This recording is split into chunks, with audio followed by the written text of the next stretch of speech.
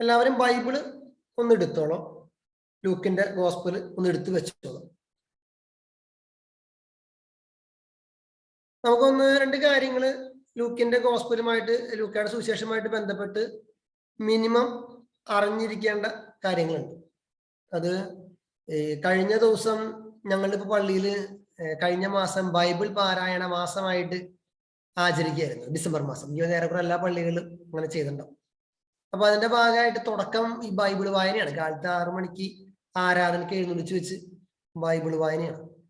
അപ്പൊ അത് ബൈബിൾ വായിക്കുന്ന ചേച്ചി അപ്പൊ മത്തായിയുടെ ഭാഗം കഴിഞ്ഞു, പിന്നെ മർക്കോസ് കഴിഞ്ഞു, ലൂക്കയുടെ ഭാഗം ഒരു ചേച്ചിയാണ് വായിച്ചു തുടങ്ങിയത്. അപ്പൊ ചേച്ചി വായിച്ചത് വിശുദ്ധ ലൂക്ക എഴുതിയ സുവിശേഷം എന്നൊക്കെ പറഞ്ഞിട്ട് പുള്ളി തുടങ്ങിയിട്ട് അതില് 5ാമത്തെ സെന്റൻസ് തൊട്ടാണ് പുള്ളി വായിച്ചു തുടങ്ങുന്നത്. നിങ്ങൾ ആ ലൂക്കയുടെ സുവിശേഷം ബൈബിൾ എടുത്ത് വായിച്ചു കഴിഞ്ഞു കഴിഞ്ഞാല് പ്രാരംഭം എന്ന് പറഞ്ഞ സാധനം കാണും. ആമുഖത്തിന് ശേഷം പ്രാരംഭം എന്ന് പറഞ്ഞൊരു ഭാഗം കാണും. ഒരു 5 സെന്റൻസ് 4 സെന്റൻസ്. ആ ഭാഗം സ്കിപ്പ് ചെയ്തുകൊണ്ടാണ് പുള്ളിക്കാരത്തി വായിക്കാനായിട്ട് തുടങ്ങിയത്. എന്തുകൊണ്ട് അങ്ങനെ വായിച്ചതെന്ന് എനിക്ക് അറിയത്തില്ല. പക്ഷെ അതിനകത്ത് പ്രാധാന്യം ഇല്ലാന്ന് തോന്നിയതുകൊണ്ടായി ചിലപ്പോൾ നമ്മൾ സ്കിപ്പ് ചെയ്തിട്ട് നേരെ സ്നാപക യോഹന്നാന്റെ ജനനത്തെ കുറിച്ച് അറിയിപ്പ് തൊട്ട് വായിച്ചു തുടങ്ങി. പക്ഷെ ലൂക്കയുടെ സുവിശേഷത്തിലെ ഏറ്റവും പ്രധാനപ്പെട്ട ഗോസ്പൽ പഠിക്കുമ്പോഴേ ഏറ്റവും പ്രധാനപ്പെട്ട കാര്യമാണ് ആദ്യത്തെ 4 സെന്റൻസ്. ആരെങ്കിലും ഒരാൾ അതൊന്ന് വായിക്കാമോ? ഒന്ന് പ്രാരംഭം എന്ന് എഴുതിയിട്ടുള്ള ആദ്യത്തെ 4 സെന്റൻസ്. നമ്മുടെ ഇടയിൽ നിറവേറിയ കാര്യങ്ങളുടെ വിവരണം എഴുതാൻ അനേകം പേർ പരിശ്രമിച്ചിട്ടുണ്ടല്ലോ. അതാകട്ടെ ആദ്യം മുതൽ തന്നെ വചനത്തിന്റെ ദൃക്സാക്ഷികളും ശുശ്രൂഷകന്മാരും ആയിരുന്നവർ നമുക്ക് ഏൽപ്പിച്ചു തന്നിട്ടുള്ളതനുസരിച്ചാണ്. അല്ലയോ ശ്രേഷ്ഠനായ തയോഫിലോസ്, എല്ലാ കാര്യങ്ങളും പ്രാരംഭം മുതൽക്കേ സൂക്ഷ്മമായി പരിശോധിച്ചതിന് ശേഷം എല്ലാം ക്രമമായി നിനക്ക് എഴുതുന്നത് ഉചിതമാണെന്ന് എനിക്കും തോന്നി. അത് നിന്നെ പഠിപ്പിച്ചിട്ടുള്ള വചനങ്ങളുടെ വിശ്വസ്തതയെ കുറിച്ച് നിനക്ക് ബോധ്യം വരാനാണ്. ഓക്കെ, അതായത് ലൂക്കാ സുവിശേഷകൻ എന്തിനാണ് ഈ സുവിശേഷം എഴുതുന്നത് എന്നും അതുപോലെ തന്നെ എന്താണ് അതിന്റെ പ്രാധാന്യം, എഴുതാനുള്ള കാരണം എന്നൊക്കെ വളരെ ഭംഗിയായിട്ട് വിവരിച്ചിരിക്കുന്ന ഭാഗമാണ് ഈ 4 സെന്റൻസ്. അല്ലയോ തെയോഫിലസ്. ഒരു സെക്കൻഡ്. അച്ഛന്റെ പള്ളിയിൽ ഈ ബൈബിള് ഡിസംബർ മാസത്തില് ബൈബിൾ പാരായണം ഉണ്ടായിരുന്നു എന്ന് പറഞ്ഞല്ലോ. അത് എത്ര ദിവസം കൊണ്ടാണ് അവസാനിപ്പിച്ചത്? ഞങ്ങള് അവസാനിപ്പിച്ചില്ല. 25 ദിവസം ബൈബിള് പള്ളിയിൽ വായിച്ചു. ആ ദിവസം കൊണ്ട് ഒരു 50 അമ്മമാര് ചേർന്ന് ഒരു റിട്ടൺ ബൈബിള് പുറത്തിറക്കി. ബൈബിള് ഞങ്ങൾ എഴുതി 25-ാം തീയതി ഒരു സമ്പൂർണ്ണ ബൈബിള് പുറത്തിറക്കി. ബൈബിൾ പാരായണം അന്ന് അവസാനിപ്പിച്ചു. 25-ാം തീയതി ബൈബിള് പുറത്തിറക്കുകയും ചെയ്യും. അങ്ങനെ സംഭവിച്ചു. ഇവിടെ പുത്തഞ്ചിറ ഈസ്റ്റില് 20 days കൊണ്ട് ഫുൾ ബൈബിള് കംപ്ലീറ്റ് ചെയ്തു. പലരായിട്ട് വായിക്കുന്നു. അങ്ങനെ പല പള്ളികളും ഉണ്ടായിരുന്നു, പലരായിട്ട് വായിച്ചത്. ഞങ്ങളുടെ കാലത്ത് ഒരു 20 മിനിറ്റ് ഓരോരുത്തരായിട്ട് വായിക്കുന്ന രീതിയായിരുന്നു. ഓക്കെ, അപ്പൊ ഇതില് ലൂക്കാ സുവിശേഷത്തില് പ്രധാനപ്പെട്ട ഈ ഏറ്റവും ആദ്യത്തെ ആശയം എന്ന് പറയുന്നത്, ലൂക്ക ഇത് എഴുതുന്നതുമായിട്ട് ബന്ധപ്പെട്ട് പുള്ളി തന്നെ പറയാണ് ഞാൻ എന്തിനാണ് ഇത് എഴുതണേ എന്നുള്ള കാര്യം. അതായത് ലൂക്കാ സുവിശേഷത്തിനെ കുറിച്ച് സാധാരണ പറയുന്നത് പുള്ളി ഒരു ഹിസ്റ്റോറിയൻ ആയിരുന്നു, ഒരു ചരിത്രകാരനായിരുന്നു എന്ന് പറയുന്നുണ്ട്. പുള്ളി ഒരു ഭിക്ഷുങ്കരനാണ്, ഡോക്ടറായിരുന്നു എന്നൊക്കെ പറയുന്ന രീതി. പിന്നെ കൂട്ടത്തില് പുള്ളി ഒരു എഴുത്തുകാരൻ അഥവാ ഈ പറയുന്ന ഒരു സുവിശേഷകനാണ് എന്ന് പറയുന്നുണ്ട്. ചിലർ പറയുന്നത് പുള്ളി വലിയൊരു ആർട്ടിസ്റ്റാണ്, പടം വരക്കാരനാണ് എന്നൊക്കെയാണ് പറയുന്നത്. അപ്പൊ അതിന് പല കാരണങ്ങളുണ്ട് ഓരോന്ന് പറയാനായിട്ട്. എനിവേ, അതിലൊരു പ്രധാനപ്പെട്ട കാര്യത്തില് ഈ ലൂക്കാ സുവിശേഷകൻ സുവിശേഷം എഴുതുമ്പോൾ ഒരു പക്ഷേ നിങ്ങൾക്ക് ഇൻട്രൊഡക്ഷൻ ടു ന്യൂ ടെസ്റ്റ്മെന്റ്, പുതിയ നിയമത്തിന്റെ ആമുഖത്തെ കുറിച്ച് പറഞ്ഞപ്പോൾ ചിലപ്പോൾ പറഞ്ഞിട്ടുണ്ടായിരിക്കും മത്തായി, മർക്കോസ്, ലൂക്ക. ഈ 3 സുവിശേഷങ്ങളെ സമാന്തര സുവിശേഷങ്ങൾ അഥവാ സിനോപ്റ്റിക് ഗോസ്പൽ എന്നാണ് പറയുക. ഇത് പറഞ്ഞിട്ടുണ്ടോ? വല്ലവരും കേട്ടിട്ടുണ്ടോ വാക്ക്?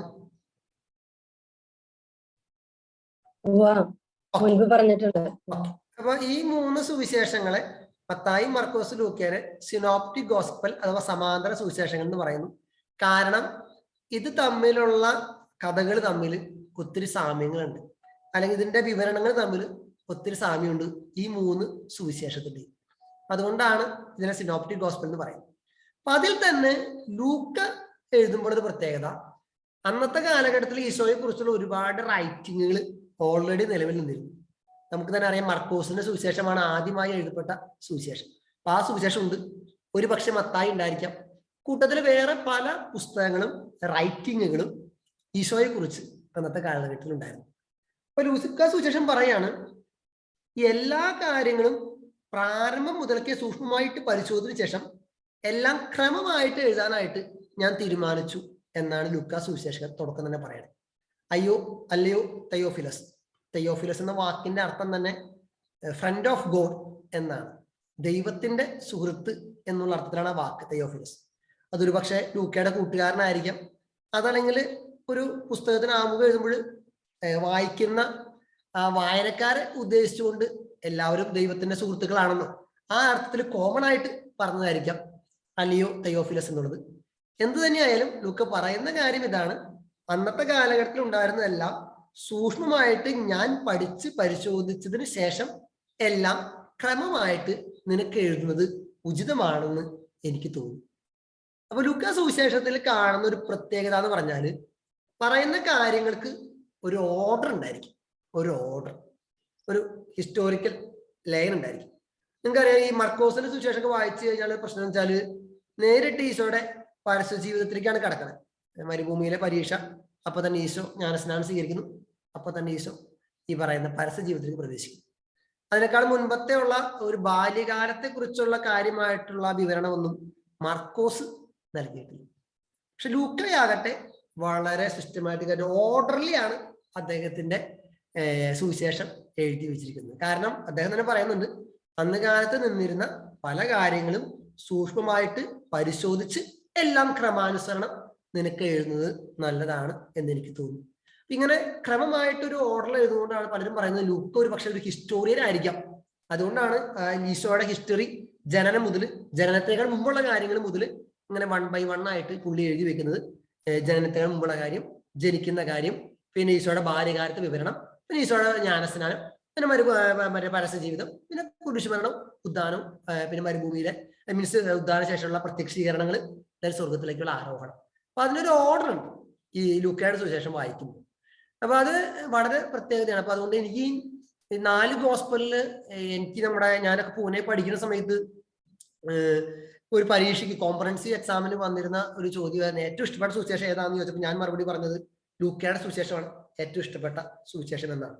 അതിന് പല കാരണങ്ങളുണ്ട്, ഞാൻ കുറച്ച് പറഞ്ഞു തരാം.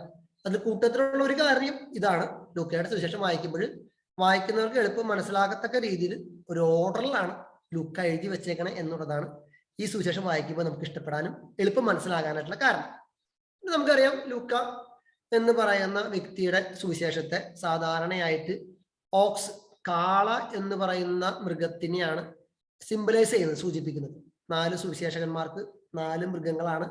മത്തായിക്ക് മനുഷ്യനാണ്, മർക്കോസിന് സിംഹമാണ്, ലൂക്കയ്ക്ക് കാളയാണ്, യോഹന്നാന് കഴുകനാണ്.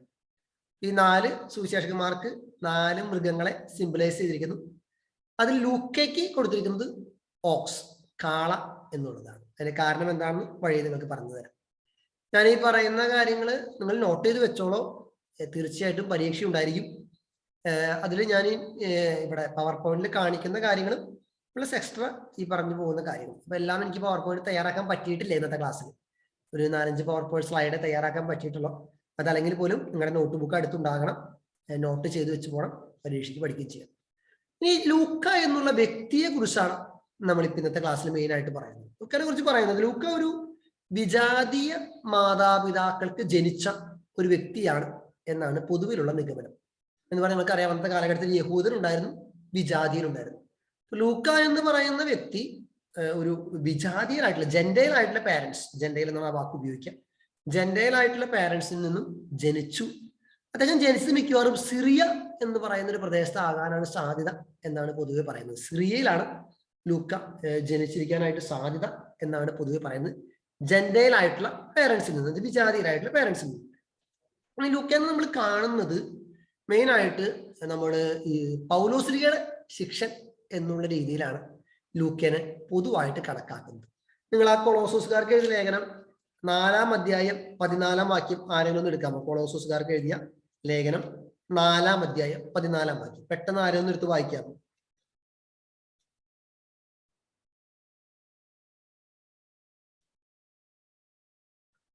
കൊളോസോസ് 4:14.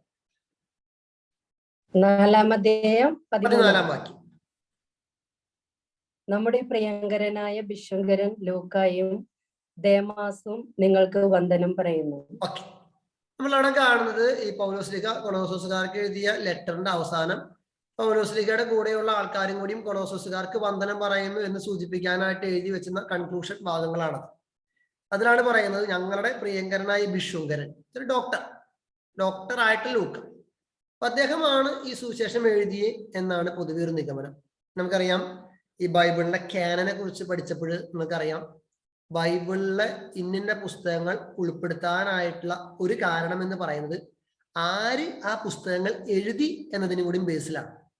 ഇപ്പൊ ലൂക്ക സുവിശേഷം ബൈബിളിന്റെ സുവിശേഷത്തിന്റെ ഭാഗമായിട്ട് ഉൾപ്പെടുത്താനായിട്ടൊരു കാരണം ലൂക്ക എന്ന് പറയുന്ന വ്യക്തി പൗലോസ്ലീഹയുടെ ശിഷ്യനാണ് എന്നുള്ള കാരണങ്ങൾ കൊണ്ടും കൂടിയാണ്. മാത്രമല്ല പൊതുവായിട്ട് കണക്കാക്കുന്നത് അദ്ദേഹം ഒരു ഡോക്ടറാണ്, ഭിഷുങ്കരനാണ്. അത് നമുക്ക് രസകരമായിട്ട് നമുക്ക് മനസ്സിലാകുന്നത് ഈ ലൂക്കയുടെ സുവിശേഷത്തിലാണ്. ഈ ഈശോ ഗെത്സമേൽ പ്രാർത്ഥിക്കുന്ന ഒരു സീനുണ്ട്. ഈശോ ഗെത്സമേൽ പ്രാർത്ഥിക്കുന്ന 23-ാം അധ്യായത്തിലാണ് ഞാൻ നോക്കുന്നത്. 23-ാം അധ്യായത്തിൽ ഒരു 22-ാം. അപ്പൊ അതില് ഈ ഈശോ രക്തം വിയർത്തു എന്ന് പറയുന്നില്ല, അവന്റെ വിയർപ്പ് തുള്ളികൾ രക്തം ആയിട്ട് നിലത്ത് വീണു എന്നൊക്കെ പറയുന്ന രീതിയിൽ എഴുതി വെച്ചിരിക്കുന്നത് ഒറ്റ സുവിശേഷത്തിലുള്ളൂ, അത് ലൂക്കയിലാണ്. അപ്പൊ അതിന് കാരണമായിട്ട് ബൈബിൾ പണ്ഡിതന്മാർ പറയുന്നത് ഒരു മനുഷ്യൻ അത്രയേറെ ടെൻസ്ഡ് ആകുമ്പോൾ അവന്റെ വിയർപ്പ് ഗ്രന്ഥികളിൽ നിന്നും രക്തം പുറത്തു വരും എന്നുള്ള രീതിയിൽ മെഡിക്കൽ സയൻസിനെ കുറിച്ചുള്ള അറിവ് ലൂക്കയ്ക്ക് ഉണ്ടായിരുന്നു എന്നുള്ളത് കൊണ്ടാണ് ഈശോയുടെ ആ കഠിനമായ പീഡകൾ അല്ലെങ്കിൽ ആ ടെൻഷൻ പിടിച്ച ആ സമയത്ത് വിവരിക്കാനായിട്ട് ലൂക്ക മാത്രം എഴുതി വെച്ചിരിക്കുന്നത് അവന്റെ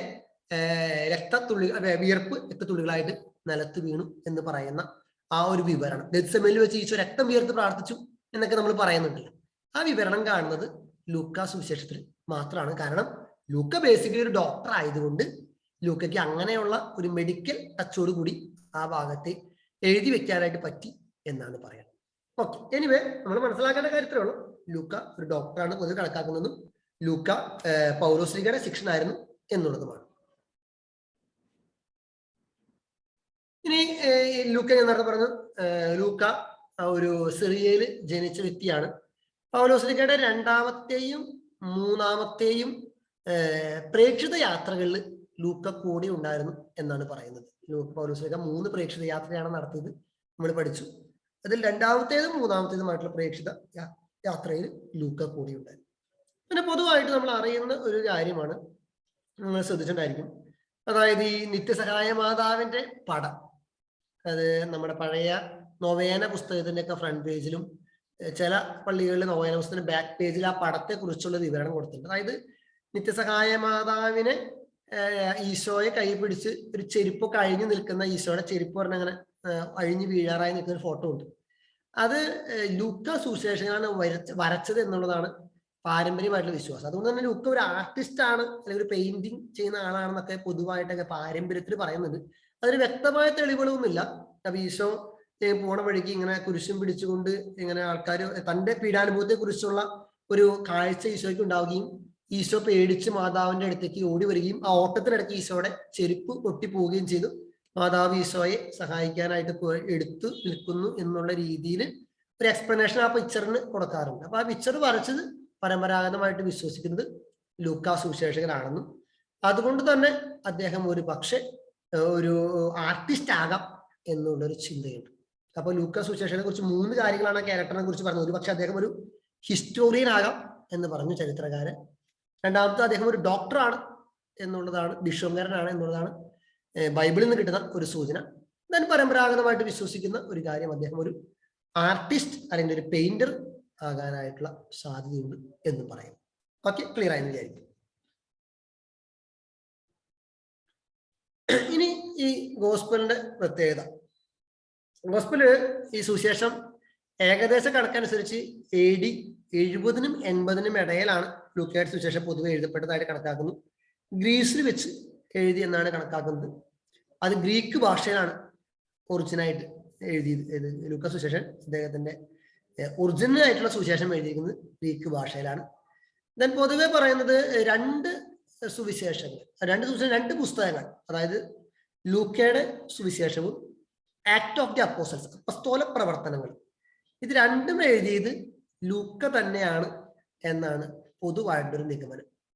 അത് നിങ്ങൾക്ക് act of the apostles class കഴിഞ്ഞായിരുന്ന അപ്പോസ്തല പ്രവർത്തനങ്ങളിലെ? ലൂക്കൂടെ ഒരുമിച്ചെടുക്കാനായിട്ടായിരുന്നു. Okay okay. അപ്പൊ അത് ഇതിന്റെ കണ്ടിന്യൂഷൻ ആയിട്ട് ഞാൻ അതും കൂടി എടുക്കാം. അപ്പൊ നിങ്ങൾക്ക് കുറച്ചുകൂടി എളുപ്പം മനസ്സിലാവും. കാരണം ലൂക്കാ സുവിശേഷകൻ അദ്ദേഹത്തിന്റെ സുവിശേഷം അവസാനിപ്പിക്കുന്നിടത്ത് വെച്ചിട്ടാണ് സത്യത്തിൽ അപ്പോസ്തല പ്രവർത്തനങ്ങളിലെ ആ പുസ്തകം ആരംഭിക്കുന്നത്. രണ്ടും വളരെ കണക്റ്റഡ് ആണ്. അത് നിങ്ങൾക്ക് പഠിക്കുമ്പോൾ മനസ്സിലാവും. അപ്പൊ അത് രണ്ടും എഴുതിയിരിക്കുന്നത് ലൂക്കായാണ് എന്നാണ് പൊതുവായിട്ടുള്ള വിശ്വാസം. അത് മാത്രമല്ല, ഈ ലൂക്കാ സുവിശേഷകൻ പൗലോസ്ലിഹയുടെ ശിക്ഷണാണെന്ന് പറഞ്ഞിരുന്നില്ല. അപ്പൊ അതുകൊണ്ട് ഈ അപ്പോസ്തല പ്രവർത്തനം വായിച്ചു നോക്കി കഴിഞ്ഞാൽ അതിൽ ഭൂരിഭാഗം ഒരു 2/3 മെജോറിറ്റി ആ പുസ്തകത്തിന്റെ കണ്ടന്റ് പൗലോസ്ലിഹയുടെ ജീവിതമായിട്ട് ബന്ധപ്പെട്ടാണ്. 28 അധ്യായമാണ് ആ പുസ്തകത്തിലുള്ളത്. അതിൽ ആദ്യത്തെ ഒരു 8 അധ്യായം കഴിഞ്ഞ് ബാക്കി 20 അധ്യായവും പൗലോസ്ലിഹയുമായിട്ട് ബന്ധപ്പെട്ട കാര്യങ്ങളാണ്. ലൂക്ക പൗലോസ്ലിഹയുടെ കൂടെ ഉള്ളത് കൊണ്ടാണ് അത്രയും ഭംഗിയായിട്ട് ആ പുസ്തകം അങ്ങനെ എഴുതി വെക്കാനായിട്ട് പറ്റിയ എന്നാണ് കണക്കാക്കുന്നത്. അപ്പൊ പൊതുവെ ലൂക്ക തന്നെയാണ് ലൂക്കയുടെ സുവിശേഷത്തിന്റെയും ഒപ്പം തന്നെ ആക്ട്സ് ഓഫ് ദി അപ്പോസ്റ്റൽസ് അല്ലെങ്കിൽ അപ്പോസ്തല പ്രവർത്തനങ്ങളെയും ഓതറായിട്ട് കണക്കാക്കുന്നത്. പിന്നെ പറയുന്നത് അദ്ദേഹം 84-ാമത്തെ വയസ്സിൽ മരിച്ചുവെന്നും അദ്ദേഹത്തിന്റെ തിരുശേഷിപ്പ് പാതുവയിലാണ് സൂക്ഷിച്ചിരിക്കുന്നത്. തിരുശേഷിപ്പിന്റെ ഒരു ഭാഗം കേട്ടോ, ഒരു ഭാഗം, പല ഭാഗത്തുണ്ട് ലൂക്കാ സുവിശേഷത്തിന്റെ. അപ്പൊ അതൊക്കെ അദ്ദേഹത്തെ കുറിച്ചുള്ള ഒരു ധാരണയാണ്. മിനിമം നിങ്ങൾ അത്രയും അറിഞ്ഞിരിക്കാന്ന് മാത്രം. ഒരു ക്വസ്റ്റ്യൻ ചോദിച്ചോട്ടെ ഏതാ അച്ഛാ, ഒരു ക്വസ്റ്റ്യൻ ചോദിച്ചോട്ടെ അച്ഛാ. ഇപ്പൊ നമ്മ ഇപ്പം പറഞ്ഞല്ലേ ഇപ്പൊ അച്ഛനിപ്പോ 70-നും പൊതുവെ എല്ലാ പണ്ഡിതന്മാരും പറഞ്ഞ 70-നും 80-നും ഇടയ്ക്കാണല്ലോ മത്തായിയുടെ സുവിശേഷം ലൂക്കായുടെ സുവിശേഷം രണ്ടും ഏകദേശം എഴുതും. അപ്പൊ ഇതൊക്കെ ആദ്യം എഴുതി ഏതാന്നുള്ളതിന് പൊതുവെ പറയുന്നത് മർക്കോസിന്റെ സുവിശേഷമാണ് ആദ്യം എഴുതിയത്. അത് ഏകദേശം 65 കൂടിയാണ് എഴുതപ്പെട്ടെ എന്നാണ് പൊതുവെ കണക്കാക്കുന്നത്. പക്ഷെ അതിന്റെ കൊല്ലങ്ങൾ തമ്മിൽ ഇപ്പോഴും ഈ ബൈബിൾ പണ്ഡിതന്മാരുടെ ഇടയിൽ ചെറിയ സംശയങ്ങളുണ്ട്. ചിലർ പറയുന്നു മർക്കോസ് 70 ആണ് എഴുതിയെന്ന് പറയുന്നു. ലൂക്കയും മത്തായും 85 കൂടിയാണ് എഴുതിയെന്ന് പറയുന്നു. ഞാനിപ്പോ എടുത്തിട്ടിരിക്കുന്നത് നമ്മുടെ ബൈബിളിലുള്ള വർഷമാണ്. ഞാൻ നിങ്ങൾക്ക് കൺഫ്യൂഷൻ വരാതിരിക്കാൻ വേണ്ടിയിട്ട് മലയാളം ബൈബിളിൽ എഴുതിയേക്കുന്ന വർഷമാണ് ഞാൻ നിങ്ങൾക്ക് എടുത്തിട്ടിരിക്കുന്നത്. പക്ഷെ മലയാളം ബൈബിൾ ഇപ്പൊ POC എഡിഷൻ ഇറങ്ങിയിട്ട് ഒരു 30ഓളം വർഷമായി നിങ്ങൾക്ക് അറിയാലോ. 1986 മറ്റുമാണ് POC ബൈബിൾ ഇറങ്ങിയിരുന്നത്. അതിനുശേഷം ബൈബിൾ പഠനം ഒരുപാട് മുന്നോട്ട് പോയിട്ടുണ്ട്. അപ്പൊ ഈ കൊല്ലങ്ങളുടെ കാര്യത്തിൽ ചെറിയ കൺഫ്യൂഷൻ ഉണ്ട്. ആദ്യം എഴുതിയത് മാർക്ക് തന്നെയാണ് എല്ലാവരും സമ്മതിക്കുന്നു. പക്ഷെ മാർക്ക് 65 ആണെന്ന് ആയിട്ട് ഒരു 70ഓ 75ഓ ആകാൻ മാർക്ക് എന്നുള്ളതും, ഈ മത്തായും ലൂക്കയും 70 എന്ന് പറയുന്നത് അതിൽ 80-നും 90-നും ഇടയ്ക്കൊക്കെ ആകാം, 85 കൂടി ആകാം എന്നൊക്കെ പറയുന്നവരുണ്ട്. ദെൻ യോഹന്നാന്റെ സുവിശേഷം നമ്മൾ 90 എന്ന് പറയുന്നു, ചിലർ അത് 95, 100-ആയിട്ടൊക്കെ ആ കാലഘട്ടത്തിലാണ് എന്നൊക്കെ പറയുന്നവരും വിശ്വസിക്കുന്നവരുണ്ട്. എനിവേ ആദ്യം എഴുതിയത് മർക്കോസാണ്. അതിനുശേഷം ചുറ്റിപ്പറ്റിയിട്ടാണ് ഈ ലൂക്കയാകട്ടെ മത്തായാകട്ടെ. അപ്പൊ അതിന് കാരണമായിട്ട് പറയുന്നത് ഒരു പക്ഷെ നിങ്ങൾക്ക് അത് കേട്ടിട്ടുണ്ടായിരിക്കും, സിനോപ്റ്റിക് ഗോസ്പലിനെ കുറിച്ച് പഠിപ്പിച്ചപ്പോൾ കാരണമായിട്ട് പറയുന്നതാണ് മർക്കോസ് ആദ്യം സുവിശേഷം എഴുതി. പക്ഷെ അതിൽ വായിക്കുമ്പോൾ ഞാൻ നേരത്തെ പറഞ്ഞ പോലെ ഒരു ക്ലാരിറ്റി ഇല്ല, ഒരു കണ്ടിന്യൂറ്റി ഇല്ല. ഈശോയുടെ പരസ്യ ജീവിതത്തിലേക്ക് നേരിട്ട് കിടക്കുകയാണ്.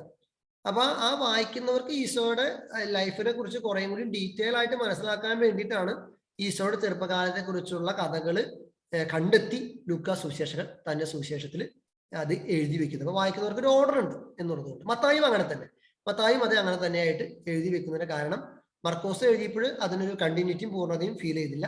അപ്പൊ അതുകൊണ്ട് അവർ അന്നത്തെ കാലഘട്ടത്തിൽ ഉണ്ടായിരുന്ന ഈശോയുടെ ബാല്യകാലത്തെ കുറിച്ചുള്ള അറിവുകൾ ശേഖരിച്ച് ക്രമമായിട്ട് ലൂക്കാ സുവിശേഷത്തിൽ എഴുതി വെച്ചു. അതാണ് സംഭവിച്ചത്.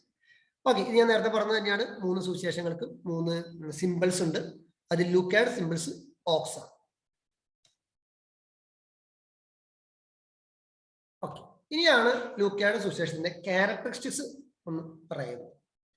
അതായത് എല്ലാ സുവിശേഷങ്ങൾക്കും അതിൻ്റെതായിട്ടുള്ള പ്രത്യേകതകളുണ്ട്. കാരണം വെച്ചാൽ ഓരോ സുവിശേഷം എഴുതിയത് ഓരോ കോണ്ടെക്സ്റ്റിലാണ്, ഓരോരോ ആവശ്യങ്ങൾക്ക് വേണ്ടിയിട്ടാണ്, ഓരോരോ കാലഘട്ടത്തിലാണ്, ഓരോരോ പ്രത്യേക ആൾക്കാരെ ഉദ്ദേശിച്ചാണ്. അപ്പൊ അതനുസരിച്ച് ഈ സുവിശേഷത്തിന്റെ ഓർഡറിലും കഥകളിലും സംഭവങ്ങളിലൊക്കെ ഒത്തിരി വ്യത്യാസം വരും. ഉദാഹരണം പറഞ്ഞാൽ ലൂക്ക സുവിശേഷം എഴുതിയത് ജെൻഡൈൽ ക്രിസ്ത്യൻസിനാണ്, വിജാതീയ ക്രൈസ്തവർക്ക് വേണ്ടിയിട്ടാണ്. ഞാൻ മുമ്പ് പറഞ്ഞിട്ടുണ്ടാവും നമ്മുടെ പൗലോസ്ലീഹയുടെ ലേഖനത്തൊക്കെ പറയുമ്പോഴൊക്കെ അന്നത്തെ കാലഘട്ടത്തിൽ യഹൂദ ക്രൈസ്തവരുണ്ട്, വിജാതീയ ക്രൈസ്തവരുണ്ട്, യഹൂദരുണ്ട്, വിജാതീയരുണ്ട്, യഹൂദ ക്രൈസ്തവരുണ്ട്, വിജാതീയ ക്രൈസ്തവരുണ്ട്. ഈ 4 വിഭാഗക്കാർ അവിടെയുണ്ട്. അപ്പൊ ക്രിസ്ത്യാനിറ്റിയിലേക്ക് ആണെങ്കിൽ പോലും അന്നത്തെ കാലഘട്ടത്തിൽ ഒരു തരംതിരിവുണ്ടായിരുന്നു. അതെനിക്ക് തോന്നുന്നു നമ്മുടെ നാട്ടിലൊക്കെ പണ്ട് കാലത്ത് ഉണ്ടായിരുന്നു എന്നാണ് പറയണേ. ഇപ്പൊ അത് നമ്മുടെ ഈ ഭാഗത്തൊന്നും അധികം സ്പഷ്ടമല്ല.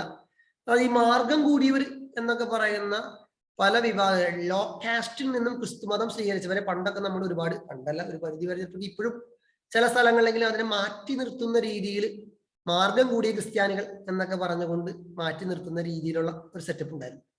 അപ്പൊ ഈ അന്നത്തെ കാലഘട്ടത്തിൽ, ഈ ആദിമ സഭയുടെ ആരംഭ കാലഘട്ടത്തിലായാലും കാര്യം എല്ലാവരും ക്രിസ്ത്യാനികളാണെങ്കിലും ഈ ഒരു തരംതിരിവ് ഉണ്ടായിരുന്നു. അവൻ യഹൂദ ക്രിസ്ത്യനാണോ, അവൻ വിജാതീയ ക്രിസ്ത്യനാണ്. എല്ലാവരും ക്രിസ്ത്യാനികളാണ്, പക്ഷെ Jewish Christian and Gentile Christian. അപ്പൊ ലൂക്കാ സുവിശേഷം എഴുതിയത്, അപ്പൊ ഈ ജൂയിഷ് ക്രിസ്ത്യൻ എന്ന് പറയുന്നത് നമ്മുടെ ഇന്നത്തെ കാലഘട്ടത്തിൽ ഹൈ ക്ലാസ് ടീമുകളാണ്. അവർ യഹൂദരുടെ നിയമങ്ങളും പാരമ്പര്യങ്ങളും അറിവൊക്കെ ഉള്ളവരാണ്. യഹൂദരാകടുത്ത് കൂടി ലോ ക്ലാസ് ആയിട്ടുള്ള സാധാരണ പാവപ്പെട്ട മനുഷ്യന്മാർ ആണ്. അപ്പൊ ലൂക്കയുടെ സുവിശേഷം മെയിൻ ആയിട്ട് എഴുതിയത് ഈ വിജാതീയ ക്രിസ്ത്യൻസിനാണ്, അഥവാ ഈ പാവപ്പെട്ട മനുഷ്യന്മാർക്ക് വേണ്ടിയിട്ടാണ്. അപ്പൊ അത് എന്നോട് കാരണം ഞാൻ ആദ്യത്തെ സ്ലൈഡിൽ പറഞ്ഞു, ലൂക്ക തന്നെ ഒരു വിജാതീയ മാതാപിതാക്കളിൽ നിന്നും ഉണ്ടായ ഒരു പുത്രനാണ്. അപ്പൊ അതുകൊണ്ട് തന്നെ അദ്ദേഹത്തിന്റെ കൺസേൺ എന്ന് പറയുന്നത് വിജാതീയരായിട്ടുള്ള ക്രിസ്ത്യൻസിനോട് തന്നെയാണ് സ്വാഭാവികമായിട്ട്. അപ്പൊ അദ്ദേഹം ഈ ജെറുസലേം പോലുള്ള ഒരു യഹൂദന്മാരുടെ പട്ടണത്തിലല്ല ജനിച്ചത്, നേരെ മറിച്ച് സിറിയ എന്ന് പറയുന്ന വിജാതീയരുടെ അല്ലെങ്കിൽ യഹൂദർ അധികം ഇല്ലാത്ത സ്ഥലത്താണ് ഈ ലൂക്ക ജനിച്ചത്. പിന്നീട് അദ്ദേഹം പൗലോസ്ലിഹായുടെ ശിഷ്യനായിട്ട് മാറ്റപ്പെട്ടതായിരിക്കാം, പിന്നീടാണ് ഈശോയെ കുറിച്ച് അറിയുന്നതൊക്കെ ആയിക്കോട്ടെ. എനിവേ അതിനുശേഷം അദ്ദേഹം സുവിശേഷം എഴുതിയപ്പോൾ ഈ വിജാതീയരായിട്ടുള്ള മനുഷ്യന്മാർക്ക് അല്ലെങ്കിൽ അവർക്കുള്ള ക്രിസ്ത്യൻസിന് വേണ്ടിയിട്ടാണ് അദ്ദേഹം എഴുതിയത്. ഇനി ആ ഗോസ്പലിലുള്ള ഏകദേശം കുറച്ച് പ്രത്യേകതകളാണ് പറയുന്നത്. അത് പറഞ്ഞിട്ട് പൊതുവായിട്ട് കുറച്ച് കാര്യങ്ങൾ പറഞ്ഞിട്ട് ക്ലാസ് അവസാനിപ്പിക്കാന്നാണ് ഞാൻ വിചാരിക്കുന്നത്. ഒന്നാമത്തെ പ്രത്യേകത, ലൂക്കയുടെ സുവിശേഷത്തെ ഗോസ്പൽ ഓഫ് ദ പുവർ എന്ന് പറയും, പാവപ്പെട്ടവരുടെ സുവിശേഷം എന്ന് പറയും. അതിന്റെ കാരണം ഒരു പക്ഷെ മത്തായിയുടെ സുവിശേഷം എടുത്തപ്പോൾ അച്ഛൻ പറഞ്ഞിട്ടുണ്ടായിരിക്കാം, ഈ മത്തായിയുടെ സുവിശേഷം ലൂക്കയുടെ സുവിശേഷം കൂടി ഒന്ന് കമ്പയർ ചെയ്യുമ്പോൾ ഉദാഹരണം പറഞ്ഞാൽ, ഇപ്പൊ ഈശോയുടെ ജനന സമയത്ത് മത്തായിയുടെ സുവിശേഷ പ്രകാരം ഈശോയെ കാണാൻ വരുന്നത് 3 പൂജ്യ രാജാക്കന്മാരാണ്. പക്ഷെ ലൂക്കയുടെ വിവരണം അനുസരിച്ച് പൂജരാജാക്കന്മാർ വന്നില്ലേ എന്ന് ലൂക്ക് പറയുന്നില്ല. നേരെ മറിച്ച് പറയുന്നത് ഈശോയെ കാണാൻ പോകുന്നത് പാവപ്പെട്ട ആട്ടിടയന്മാരാണ്. അതാണ് ലൂക്ക എഴുതി വയ്ക്കുന്നത്. അതിന്റെ കാരണം ഒരുപക്ഷെ പൂജരാജാക്കന്മാരും ആട്ടിടയന്മാരും ഈശോയെ കാണാൻ പോയിട്ടുണ്ടായിരിക്കാം. പക്ഷെ ലൂക്കയെ സംബന്ധിച്ച് പാവപ്പെട്ട മനുഷ്യന്മാർ ഈശോയെ കാണാൻ പോയി എന്നുള്ളതാണ് അദ്ദേഹത്തിന് പ്രധാനപ്പെട്ട കാര്യം. അല്ലാതെ വലിയ രാജാക്കന്മാർ കാണാൻ വന്നു എന്നുള്ളത് ലൂക്കയെ സംബന്ധിച്ച് പ്രധാനപ്പെട്ട കാര്യമല്ല, അത് മത്തായിയെ സംബന്ധിച്ച് പ്രധാനപ്പെട്ട കാര്യമാണ്. കാരണം മത്തായിക്ക് ഇപ്പൊ സുവിശേഷം എഴുതിയത് യഹൂദ ക്രിസ്ത്യാനികൾക്ക് വേണ്ടിയിട്ടാണ്. അപ്പൊ യഹൂദർക്ക് ഈ യഹൂദന്മാരുടെ രാജാവായി നസ്രായക്കാരൻ ഈശോ യഹൂദന്മാരുടെ രാജാവായി ജനിച്ചവൻ ആരാണ് എന്നൊക്കെ പറഞ്ഞ് പൂജരാജാക്കന്മാരെ അന്വേഷിച്ചു വന്നു എന്നൊക്കെ പറയുന്ന സംഭവം യഹൂദരെ സംബന്ധിച്ച് വളരെ പ്രധാനപ്പെട്ട കാര്യമാണ്. പക്ഷെ വിജാതീയരായ പാവപ്പെട്ട മനുഷ്യരെ സംബന്ധിച്ച് ഈശോയുടെ ദർശനം ആദ്യം ലഭിച്ചത് പാവപ്പെട്ടവരായ ആട്ടിടയന്മാർക്കാണ് എന്നുള്ള കഥ അല്ലെങ്കിൽ ആ സംഭവമാണ് അവരെ സംബന്ധിച്ച് പ്രധാനപ്പെട്ടത്. അതുകൊണ്ട് ലൂക്കാ സുവിശേഷങ്ങൾ എഴുതിയപ്പോൾ ഈ ആട്ടിടയന്മാരെ പോലുള്ള പാവപ്പെട്ട മനുഷ്യന്മാർ ഈശോയെ സന്ദർശിച്ച കാര്യമാണ് എഴുതി വെച്ചിരിക്കുന്നത്. അതല്ലെങ്കിൽ വേറെ ഒരുപാട് ഉദാഹരണങ്ങൾ പറയും. വിജാതീയര് നിങ്ങൾ ആലോചിച്ച് മനസ്സിലാവും, നല്ല സമരിയാക്കാരന്റെ ഉപമ, അത് ലൂക്കാ സുവിശേഷത്തിൽ മാത്രമുള്ള ഒരു ഉപമയാണ്. അപ്പൊ ലൂക്കാ സുവിശേഷത്തിൽ മാത്രം എന്താണ് നല്ല സമരിയാക്കാരന്റെ ഉപമ എഴുതിയെന്ന് വെച്ചാല്, ഈ നല്ല സമരിയാക്കാരന്റെ കഥയിൽ സമരിയാക്കാരനാണ് ഒരു ഹീറോ എന്നൊക്കെ പറയുന്നത്. അപ്പൊ സമരിയാക്കാരൻ എന്ന് പറയുന്നത് ബേസിക്കലി അദ്ദേഹം ഒരു ജെന്റൈലാണ്, വിജാതീയനാണ്. കാരണം യഹൂദരാണ് പ്രധാനപ്പെട്ട ആൾക്കാർ, സമരിയാക്കാരൻ ഒരു വിജാതീയനാണ്. പക്ഷെ ഈ ഒരു സമരിയാക്കാരൻ അല്ലെങ്കിൽ ഒരു വിജാതീയൻ ഹീറോ ആയിട്ട് ഈശോ പറഞ്ഞൊരു കഥ ലൂക്ക എഴുതി വെച്ചു. മത്തായി അത് അത്ര എഴുതി വെച്ചില്ല. കാരണം എന്താ, മത്തായി സുവിശേഷം എഴുതുന്നത് യഹൂദർക്ക് വേണ്ടിയിട്ടുള്ളതായതുകൊണ്ട് ആ യഹൂദർക്ക് എഴുതുന്ന സുവിശേഷത്തിൽ സമരിയാക്കാരൻ ഹീറോ ആയിട്ടുള്ള കഥ എഴുതി വന്നു കഴിഞ്ഞാൽ യഹൂദരുടെ ഇടയിൽ അത്ര അക്സെപ്റ്റൻസ് കിട്ടുന്നില്ല എന്നുള്ളത് കൊണ്ട് പുള്ളി അത് സ്കിപ്പ് ചെയ്തിട്ടുണ്ടാവും. നേരെ മറിച്ച് ലൂക്ക എഴുതുന്നത് വിജാതിയർക്ക് വേണ്ടിയിട്ടാണ്, അല്ലെങ്കിൽ പാവപ്പെട്ട മനുഷ്യർക്ക് വേണ്ടിയിട്ടാണ്. അപ്പൊ അവർക്ക് എഴുതുന്ന കഥയിൽ അവരുടെ വിഭാഗത്തിൽപ്പെട്ട ഒരാൾ ഹീറോ ആയിട്ട് അവതരിപ്പിക്കുന്നു എന്നുള്ളത് അവർക്ക് തീർച്ചയായിട്ടും സന്തോഷമുള്ള കാര്യമാണ്. അപ്പൊ അതുകൊണ്ട് ലൂക്ക അങ്ങനത്തെ കാര്യങ്ങൾ വളരെ സ്പെസിഫിക് ആയിട്ട് നോട്ട് ചെയ്തിട്ടാണ് എഴുതുക. അല്ലെങ്കിൽ ഇപ്പൊ പിന്നെ വേറെ ഉദാഹരണം പറഞ്ഞാല് ഈ ലൂക്കയുടെ 17-ാം അധ്യായത്തിൽ 10 കുഷ്ഠരോഗികൾ ഈശോയെ സുഖപ്പെടുത്തുന്ന ഭാഗവും. അപ്പൊ അതിലെ ഏറ്റവും അവസാനത്തെ സെന്റൻസിൽ എഴുതി വെച്ചിരിക്കുന്നത് ഒരാൾ വന്ന് തിരിച്ച് നന്ദി പറയുന്നു. ലൂക്ക എഴുതി വെക്കുകയാണ് അയാളൊരു സമരിയാക്കാരനായിരുന്നു. കാരണം പുള്ളി അങ്ങനെ സ്പെസിഫിക് ആയിട്ട് എഴുതി വെക്കാൻ കാരണം ഈ സമരിയാക്കാര് പോലുള്ള വിജാതിയർക്ക് വേണ്ടിയിട്ടാണ് ലൂക്ക സുവിശേഷം എഴുതുന്നത്. അപ്പൊ അതുകൊണ്ട് തങ്ങളുടെ വിഭാഗത്തിൽപ്പെട്ട ഒരാൾക്കാണ് തിരിച്ചു വന്ന് നന്ദി പറയാനായിട്ടുള്ള ബോധം ഉണ്ടായുള്ളൂ എന്ന് അവരെ പൊക്കി പറയാൻ വേണ്ടിയിട്ട് ലൂക്ക ഈശോയുടെ ജീവിതത്തിലുണ്ടായ ആ ഒരു സംഭവം ബോധപൂർവം എഴുതി വെക്കുക. അപ്പൊ അതുകൊണ്ട് അങ്ങനെ പൊതുവെ സമൂഹത്തിൽ അവഗണിക്കപ്പെട്ടവരായിട്ടുള്ള മനുഷ്യന്മാരെ, പാവപ്പെട്ട മനുഷ്യന്മാരെ എടുത്ത് കാണിക്കുന്ന സുവിശേഷം ആണ് ലൂക്കയുടെ സുവിശേഷം. അതുകൊണ്ടാണ് അതിനെ ഗോസ്പൽ ഓഫ് ദി പുവർ, പാവപ്പെട്ടവരുടെ സുവിശേഷം എന്നൊക്കെ പറയുന്നത്. രണ്ടാമത് അത് അറിയപ്പെടുന്നത് ഗോസ്പൽ ഓഫ് മേരി എന്ന് ലൂക്കയുടെ സുവിശേഷം അറിയപ്പെടും. പറയാം, മത്തായിയുടെ സുവിശേഷത്തിൽ കൂടുതലും ഔസപിതാവിന്റെ സുവിശേഷം എന്നാണ് മത്തായിയുടെ സുവിശേഷം അറിയപ്പെടുന്നത്. കാരണം ഔസപിതാവുമായിട്ടുള്ള ബന്ധപ്പെട്ട കഥകളും വിവരണങ്ങളുമാണ് മത്തായിയുടെ സുവിശേഷത്തിൽ തുടക്കത്തിലൊക്കെ നമ്മൾ കാണുന്നത്. ഔസപിതാവിനുണ്ടാവുന്ന ദർശനവും, പിന്നെ അവൻ ഔസപിതാവ് മേരി മാതാവിനെ സ്വീകരിക്കുന്നതും, ദെൻ ഈ ഔസപിതാവ് മാതാവിനെയും കൊണ്ട് പോകുന്നതും, കുഞ്ഞിനെ ജനിക്കാൻ അപ്പോൾ അവർ പിന്നെ ഈജിപ്തിൽ പോയി താമസിക്കുന്നതും, അവിടുന്ന് വീണ്ടും ഔസപിതാവിന് സ്വപ്നം ഉണ്ടായിട്ട് തിരിച്ചു വരുന്നതും, വീണ്ടും നസ്രത്തിൽ പോയി താമസിക്കും. അങ്ങനെ ഒരു ഔസപിതാവ് ബേസ് ആയിട്ടാണ് മത്തായിയുടെ സുവിശേഷം പറയുന്നത്. പക്ഷെ ലൂക്കയുടെ സുവിശേഷത്തിലാണ് മേരീനെ കുറിച്ച് ചെയ്ത് മാതാവിന് മംഗളവാർത്ത ഉണ്ടാകുന്ന സംഭവമാകട്ടെ, മാതാവ് എലിസബത്തിനെ സന്ദർശിക്കാൻ പോകുന്ന കാര്യമാകട്ടെ, മാതാവിന്റെ സ്തോത്രഗീതം ആകട്ടെ, അതല്ലെങ്കിൽ പിന്നെ മാതാവിന് ഈ പറഞ്ഞ കുഞ്ഞിനെ ജനിക്കുന്ന കാര്യമാകട്ടെ, ഞാൻ ഈശോയെ ദേവാലയത്തിൽ കാണാതാവുന്ന സംഭവം, അതിൽ പിന്നെ മാതാവുണ്ട് ഔസപിതാവും ഉണ്ട്, അല്ലെങ്കിൽ ഈശോയെ ജെറുസലേം ദേവാലയത്തിൽ കാഴ്ച വയ്ക്കുന്ന സംഭവം, അങ്ങനെ മാതാവുമായിട്ട് ബന്ധപ്പെട്ടുള്ള കുറേ കൂടി കൂടുതലായിട്ടുള്ള ഡീറ്റെയിൽസ് പ്രത്യേകിച്ച് ഈ ബാല്യകാല വിവരണത്തിൽ നൽകിയിരിക്കുന്നത് ലൂക്കയുടെ സുവിശേഷത്തിലാണ്. അതുകൊണ്ടാണ് ഇതിനെ ഗോസ്പൽ ഓഫ് മേരി എന്ന് പറയാൻ കാരണം. ഞാൻ പറയുന്നത് മനസ്സിലാവുന്നുണ്ടോ?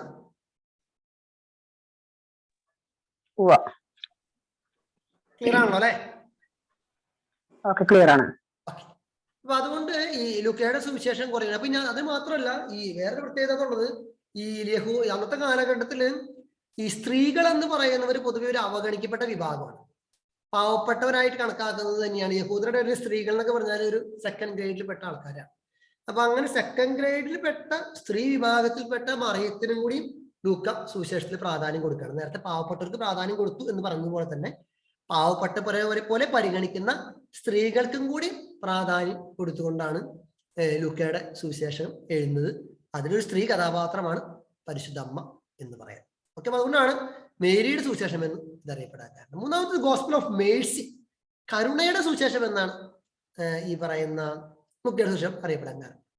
അതിന്റെ കാരണം എന്താണെന്ന് വെച്ചാൽ, പ്രത്യേകിച്ച് നിങ്ങൾ ഈ ലൂക്കയുടെ സുവിശേഷം 15-ാം അധ്യായം ഒന്ന് വായിച്ചു നോക്കുന്നതാണ്. 15-ാം അധ്യായത്തിലാണ് ദൈവത്തിന്റെ കരുണയുടെ ഏറ്റവും നല്ല ഒരു ഉപമ കാണുന്നത് ലൂക്കയുടെ സുവിശേഷത്തിലാണ്. 15-ാം അധ്യായത്തിലാണ്. അത് ലൂക്കയുടെ സുവിശേഷത്തിൽ മാത്രമേ കാണുന്നുള്ളൂ. അത് ഏതാ ഉപമ ആർക്കാ പറയാൻ പറ്റുക? ഒറ്റ സുവിശേഷത്തിലുള്ള അത് ധൂർത്തപുത്രന്റെ. Very good, very good. ധൂർത്തപുത്രന്റെ ഉപമയാണ് ലൂക്കയുടെ സുവിശേഷം 15-ാം അധ്യായത്തിൽ. അതാണ് ദൈവകരുണയുടെ ഏറ്റവും അടിസ്ഥാനപരമായിട്ട് ഏറ്റവും ആയിട്ടുള്ള ഒരു ഉദാഹരണം അല്ലെങ്കിൽ ഒരു ഉപമ ഈശോ പറഞ്ഞതാണ് ധൂർത്തപുത്രന്റെ ഉപമ. അത് ലൂക്ക മാത്രമാണ് വളരെ ഭംഗിയായിട്ട് എഴുതി വെച്ചിരിക്കുന്നത്. തിരിച്ചു പോകുന്ന പാപിയായിട്ടുള്ള പുത്രനെ കരുണ കാണിച്ച് അവനെ സ്വീകരിക്കുന്ന ഒരു ദൈവ സങ്കല്പം. അതിൽ 3 കാര്യങ്ങളാണ് ലൂക്കയുടെ സുവിശേഷത്തിൽ 15-ാം അധ്യായത്തിൽ 3 കാര്യങ്ങൾ നഷ്ടപ്പെടുന്നതായിട്ട് കാണുന്നുണ്ട്. ആദ്യം ഒരു നാണയം നഷ്ടപ്പെടുന്നു, രണ്ടാമതൊരു ആട് നഷ്ടപ്പെടുന്നു, മൂന്നാമതൊരു പുത്രൻ നഷ്ടപ്പെടുന്നു. അങ്ങനെ 3 കാര്യങ്ങൾ നഷ്ടപ്പെടുന്ന രീതിയിലാണ് ലൂക്കാ സുവിശേഷം 15-ാം അധ്യായം അവതരിപ്പിച്ചിരിക്കുന്നത്. ഒരു ആട്ടിടേന്റെ കയ്യിൽ നിന്നും ആട് പോകുന്നു. ഇപ്പൊ എഴുതി വെച്ച് അവസാനം ആ ആടിനെ തിരിച്ചു കിട്ടുമ്പോഴാണ് ആട്ടിനെ സന്തോഷിക്കുന്ന, അനുദമിക്കുന്ന ഒരു ഭാവിയെ കുറിച്ച് കൂടുതൽ സ്വർഗത്തിൽ സന്തോഷം ഉണ്ടാകുമെന്നൊക്കെയാണ് ലൂക്ക എഴുതി വെച്ചിരിക്കുന്നത്. then അതേപോലെ തന്നെ ഒരു നാണയം നഷ്ടപ്പെടുന്ന സ്ത്രീ തിരിച്ചു കിട്ടുമ്പോൾ അടിച്ചു വാരി തിരിച്ചു കിട്ടുന്നു, then എല്ലാവരെയും വിളിച്ച് സന്തോഷിക്കുന്നു തിരിച്ചു കിട്ടിയ നാണയത്തെ ഓർത്ത്. അതുപോലെയാണ് ദൈവം നഷ്ടപ്പെട്ട ഒരു സാധനം തിരിച്ചു കിട്ടിക്കുമ്പോൾ ദൈവം സന്തോഷിക്കുന്നു എന്നുള്ള അർത്ഥത്തിൽ. മൂന്നാമത്തതാണ് ഈ പുത്രന്റെ കഥ എന്ന് പറയുന്നത്. ധൂർത്തപുത്രൻ നഷ്ടപ്പെടുന്നു, പിതാവ് അവന് വേണ്ടി കാത്തിരിക്കുന്നു, തിരിച്ചു വരുന്നു, അവനെ സ്വീകരിക്കുന്നു. അപ്പൊ അത്രയേറെ ദൈവകരുണയെ കുറിച്ചുള്ള തിയോളജിക്കൽ ഡെപ്ത് ആയിട്ടുള്ള ഒരുപാട് എന്താ പറയുക കാര്യങ്ങൾ എഴുതി വെച്ചിരിക്കുന്ന ഒരു സുവിശേഷ ഭാഗമാണ് ലൂക്കയുടെ സുവിശേഷം. ഈ സാധാരണ പറയാ ലൂക്കയുടെ സുവിശേഷത്തിന് പുള്ളി പൊതുവെ ഒരു ദൈവം വളരെ കാരുണ്യവാനാണ് എന്നുള്ള സങ്കല്പം. അതാണ് ഈ നിങ്ങൾക്ക് ഓർമ്മയുണ്ടെന്ന് അറിയില്ല, ഒരു 2017-ലോ 2016-ലോ ഫ്രാൻസിസ് മാർപ്പാപ്പ കരുണയുടെ വർഷം പ്രഖ്യാപിച്ചിരുന്നു. 2016 15. എനിവേ കരുണയുടെ വർഷം പ്രഖ്യാപിച്ചപ്പോൾ അതിലെടുത്തിരുന്ന ആപ്തവാക്യം ലൂക്ക 6:36 നിങ്ങളുടെ സ്വർഗ്ഗസ്ഥ പിതാവ് കരുണയുള്ളവനായിരിക്കുന്ന പോലെ നിങ്ങളും കരുണയുള്ളവരായിരിക്കും എന്നുള്ള ലൂക്ക സുവിശേഷത്തിലെ 6:36 എന്നുള്ള ഭാഗമാണ് ഫ്രാൻസിസ് മാർപ്പാപ്പ അന്നത്തെ ആ വർഷത്തെ ആപ്തവാക്യമായിട്ട് ഇട്ടിരുന്നത്. അപ്പൊ അതുകൊണ്ട് ഈ പൊതുവെ ഈ ലൂക്ക സുവിശേഷത്തെ ഈ കരുണയുടെ സുവിശേഷം എന്നൊക്കെ പറയുന്ന രീതിയിൽ ഈശോ നല്ല കളനോട് കരുണ കാണിച്ച സംഭവമൊക്കെ ലൂക്ക സുവിശേഷകനാണ് എഴുതി വെച്ചിരിക്കുന്നത്. അപ്പൊ അതൊന്ന് ക്ലിയർ ആക്കാൻ വേണ്ടിയിട്ടാണ്.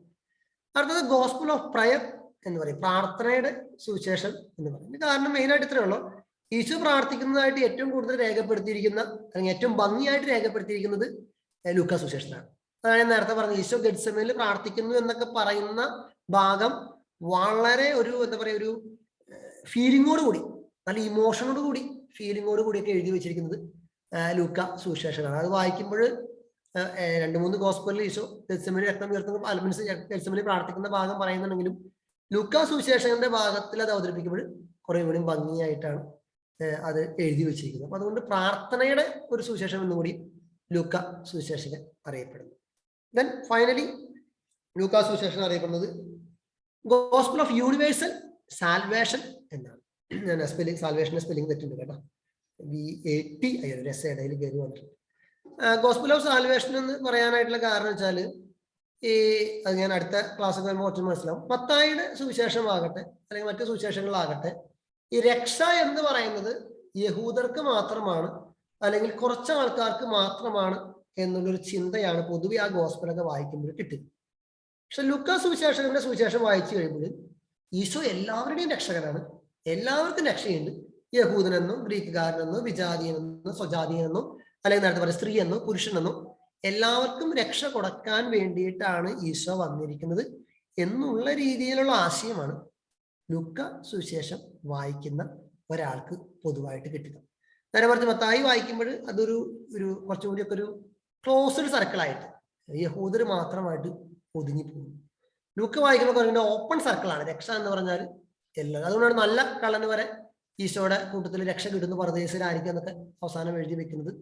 ഈ പറയുന്ന എല്ലാവർക്കും രക്ഷ കിട്ടും എന്നുള്ളതുണ്ട്. അല്ലെങ്കിൽ നേരത്തെ പറഞ്ഞ വിജാതീയ കുഷ്ഠരോഗിക്കാകട്ടെ അല്ലെങ്കിൽ സമരിയക്കാരനാകട്ടെ അങ്ങനെയുള്ള ചില കഥാപാത്രങ്ങൾക്കൊക്കെ ലൂക്കാ സുവിശേഷത്തിൽ ഒരു പോസിറ്റീവായിട്ട് അവതരിപ്പിക്കുന്നതിന്റെ കാരണം ഈശോയുടെ രക്ഷ അവർക്കും കൂടി അവകാശപ്പെട്ടതാണ് എന്ന് തന്റെ സുവിശേഷം വായിക്കുന്നവരെ ബോധ്യപ്പെടുത്താൻ വേണ്ടിയിട്ടാണ് ലൂക്ക അങ്ങനെ എഴുതി വെച്ചിരിക്കുന്നത് എന്ന് ചുരുക്കം.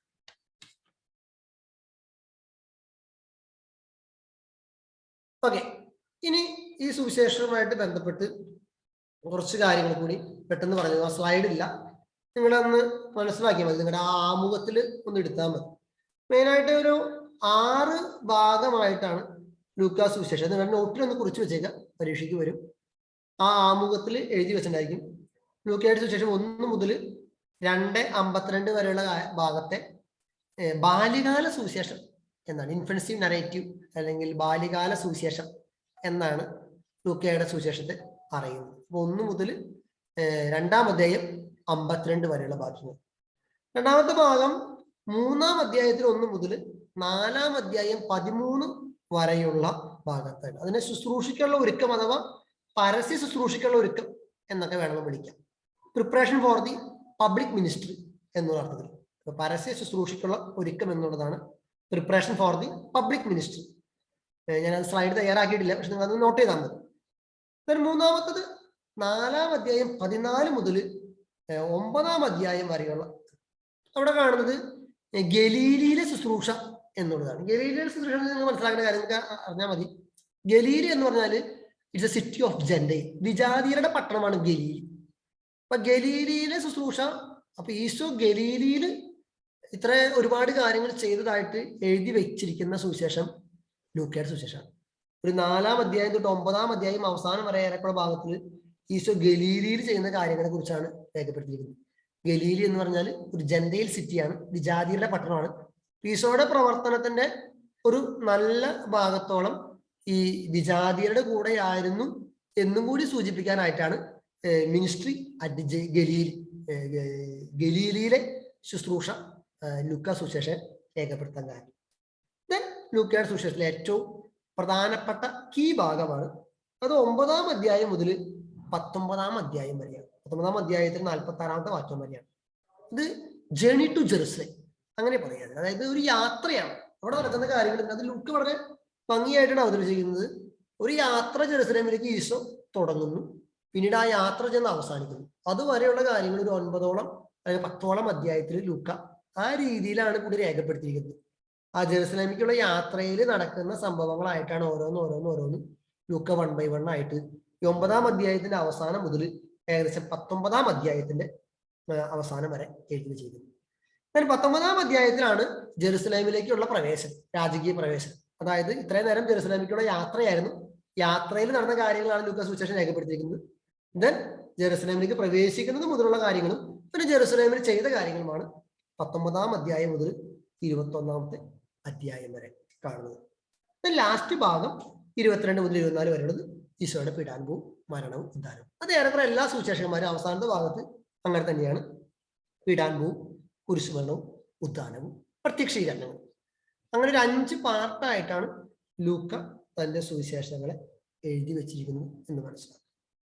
നിങ്ങൾക്ക് അടുത്ത ആഴ്ചക്കുള്ള അല്ലെങ്കിൽ അടുത്ത ക്ലാസ്സിൽ ഒരു ചെറിയ ഹോംവർക്ക് കൂടി ഞാൻ തരികയാണ്.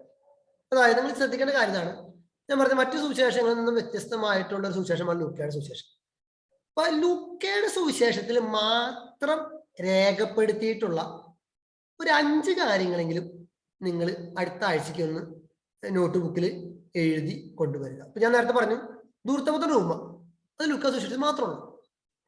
അല്ലെങ്കിൽ സമരിയാക്കാരന്റെ ഉമ്മ, അത് ലൂക്കാ സുവിശേഷത്തിൽ മാത്രം. അപ്പൊ അങ്ങനെ ലൂക്കാ സുവിശേഷത്തിൽ മാത്രം രേഖപ്പെടുത്തിയിട്ടുള്ള ഒരു 5 കാര്യങ്ങളെങ്കിലും, സംഭവങ്ങളോ ഉപമകളോ അല്ലെങ്കിൽ മറ്റെന്തെങ്കിലും കാര്യങ്ങളെങ്കിലും അടുത്ത ആഴ്ച നിങ്ങളുടെ ഹോംവർക്കായിട്ട് നോട്ട് ബുക്കിൽ എഴുതിക്കൊണ്ടുവരിക. ഓക്കെ. ഇനി ലൂക്കാ സുവിശേഷത്തിന്റെ 1-ാമത്തെ അധ്യായത്തിലേക്ക് നമ്മൾ പ്രവേശിക്കുകയാണ്. 1-ാമത്തെ അധ്യായത്തില് നമുക്ക് ശ്രദ്ധിക്കേണ്ട ഒരു കാര്യം ഇത്രയേ ഉള്ളൂ. അത് നിങ്ങൾക്ക് ഗോസ്പല് ഒക്കെ തുടക്കിയ ഈ പറയുന്ന എന്താ പറയുക, ഇൻട്രഡക്ഷൻ പഠിച്ചപ്പോൾ ഒരു പക്ഷെ നിങ്ങൾക്ക് പറഞ്ഞു തന്നായിരിക്കും. 3 കാര്യങ്ങൾ നമ്മളൊരു സുവിശേഷ ഭാഗം വായിക്കുമ്പോൾ ഒന്ന് മനസ്സിലാക്കാം. അതായത് 1-ാമത്തെ കാര്യം എന്ന് പറയുന്നത് the world in the text എന്നുള്ളതാണ്. നമ്മൾ വായിക്കുന്ന ആ സുവിശേഷത്തിലുള്ള ലോകത്തെ കുറിച്ച് വേൾഡ് ഇൻ ദ ടെക്സ്റ്റ് എന്നാണ് പറയുക. 2-ാമത്തത് വേൾഡ് ബിഹൈൻഡ് ദ ടെക്സ്റ്റ് എന്ന് പറഞ്ഞൊരു കാര്യം മനസ്സിലാക്കുക, വേൾഡ് ബിഹൈൻഡ് ദ ടെക്സ്റ്റ്. 3-ാമത്തത് world in front of the text. അതൊരു പക്ഷെ ഞാൻ പറഞ്ഞു തന്നിട്ടുണ്ടെന്ന് എനിക്ക് തോന്നുന്നു, അതോ മറ്റാരും പറഞ്ഞതുകൊണ്ടായിരിക്കണം. ഒരു ഭാഗം വായിക്കും, ഉദാഹരണം പറഞ്ഞാൽ ലൂക്കാ സുവിശേഷകൻ ഒരു സുവിശേഷം എഴുതി വെച്ചിരിക്കുന്നത് നമ്മൾ നേരത്തെ പറഞ്ഞു AD 70-ലാണ്. ഈശോ മരിക്കുന്നത് AD 33-ലാണ്. 33 വരെയുള്ള ഒരു 3 വർഷ കാലഘട്ടത്തിൽ, ഇപ്പൊ ഒരു ഉദാഹരണം പറഞ്ഞാൽ 30 തൊട്ട് 33 വരെ, AD 30 മുതൽ 33 വരെയുള്ള കാലങ്ങളെ കുറിച്ച് ലൂക്കാ സുവിശേഷങ്ങൾ എഴുതി വെക്കുന്നത് വീണ്ടും ഒരു 35 വർഷങ്ങൾക്ക് അപ്പുറം AD 70-നോ അല്ലെങ്കിൽ 75-നോ അല്ലെങ്കിൽ 80-നോ ആണ്. ഒരു 40 വർഷത്തിന് ശേഷമാണ്, 40 വർഷം മുമ്പത്തെ കാര്യങ്ങൾ ലൂക്കാ സുവിശേഷകൻ എഴുതി വെക്കുന്നു. ഈ 2 കാലഘട്ടങ്ങൾ തമ്മിലുള്ള വ്യത്യാസവും ബന്ധവും നമ്മൾ മനസ്സിലാക്കണം. അത് ഈ ലൂക്കാ സുവിശേഷം മാത്രമല്ല, ഇത് ഏത് സുവിശേഷം നമ്മൾ പഠിച്ചാലും ഈ കഥ നടന്നത് എപ്പോഴാണ്, അത് എഴുതിയത് എപ്പോഴാണ്, ഇത് തമ്മിലുള്ള ഗ്യാപ്പിൽ എന്താണ് സംഭവിച്ചത്, അതൊന്ന് ക്ലാരിറ്റി വരുത്തുന്നത് നല്ലതാണ്. പലപ്പോഴും നമ്മൾ ഈ ബൈബിൾ വ്യാഖ്യാനങ്ങളും ബൈബിൾ പഠനങ്ങളൊക്കെ വരുമ്പോൾ ഞാൻ ആദ്യത്തെ പറഞ്ഞത് വേൾഡ് ഇൻ ദ ടെക്സ്റ്റ്, അതായത് ബൈബിളിലെ അല്ലെങ്കിൽ പുസ്തകത്തിലെ ലോകം വളരെ എളുപ്പമായിട്ട് നമുക്ക് മനസ്സിലാക്കാൻ പറ്റും. ഉദാഹരണം പറഞ്ഞാൽ ധൂർത്തപുത്രന്റെ ഉമ്മയിൽ വേൾഡ് ഇൻ ദ ടെക്സ്റ്റ് എന്ന് പറയുന്നത് ആ കഥയിൽ ആരൊക്കെയുള്ളത്, പിതാവുണ്ട്, ധൂർത്തപുത്രനുണ്ട്, മൂത്തപുത്രനുണ്ട്, കൂട്ടുകാരനുണ്ട്. അതാണ് വേൾഡ് ഇൻ ദ ടെക്സ്റ്റ് എന്നൊക്കെ പറയുന്നത്. നമുക്ക് എളുപ്പത്തിൽ മനസ്സിലാക്കാം. കാരണം ഇപ്പൊ വായിച്ച ലൂക്കാ സുവിശേഷം 1-ാമത്തെ അധ്യായത്തിൽ സ്നാപയോഹന്നാനും ജനത്തെ കുറിച്ചുള്ള അറിയിപ്പാണ്. അവിടെ ആരാണുള്ളത്? സക്രിയ ഉണ്ട്, ദൈവദൂതനുണ്ട്, എലിസബത്ത് ഉണ്ട്, അങ്ങനെയുള്ള ക്യാരക്ടേഴ്സ്. അത് എളുപ്പം മനസ്സിലാക്കും. പക്ഷെ വേൾഡ് ബിഹൈൻഡ് ദ ടെക്സ്റ്റ് ഉണ്ട്, അതായത് ഈ ടെക്സ്റ്റിന് പുറകിലുള്ളൊരു ലോകം. എന്തുകൊണ്ടാണ് ലൂക്ക ഇത് എഴുതിയത്? ഈ സംഭവം എന്തിനു വേണ്ടിയിട്ടാണ് എഴുതിയത്? ആർക്ക് വേണ്ടിയിട്ടാണ് എഴുതിയത്? ഏത് കാലഘട്ടത്തിലാണ് എഴുതിയത്? ആ കാലഘട്ടത്തിലെ പ്രശ്നം എന്താണ്? അത് മനസ്സിലാക്കാനായിട്ടാണ് ഏറ്റവും വലിയ ബുദ്ധിമുട്ട് വരിക. പലപ്പോഴും നമുക്ക് ഈ ബൈബിൾ വ്യാഖ്യാനം പഠനമൊക്കെ വരുമ്പോൾ പ്രശ്നം പറ്റാനായിട്ടുള്ള കാരണം ഈ പറയുന്ന വേൾഡ് ബിഹൈൻഡ് ദ ടെക്സ്റ്റ് മനസ്സിലാക്കാൻ പറ്റാത്തത് കൊണ്ടാണ്. അത് ഞാൻ ഉദാഹരണങ്ങൾ സഹിതം നിങ്ങൾക്ക് പറഞ്ഞുതരാം, അപ്പൊ കുറച്ചുകൂടി മനസ്സിലാവും. നിങ്ങൾ ഇത്രയും മനസ്സിലാക്കിയാൽ മതി. ഒരു സുവിശേഷ ഭാഗം അല്ലെങ്കിൽ ഒരു ഗോസ്പൽ പഠിക്കുമ്പോൾ ആ ഗോസ്പലിലുള്ള ലോകത്തെ മനസ്സിലാക്കണം, ആ ഗോസ്പലിന് പുറകിലുള്ള ഒരു ലോകത്തെ മനസ്സിലാക്കണം. ദെൻ അത് രണ്ടും മനസ്സിലാക്കിയിട്ട് വേണം ഗോസ്പലിന് മുമ്പിലുള്ള ലോകത്തെ കുറിച്ച് അല്ലെങ്കിൽ ലോകത്തിന് ക്ലാസ് എടുക്കാനായിട്ടോ പറയാനായിട്ടോ വ്യാഖ്യാനിക്കാനായിട്ടോ.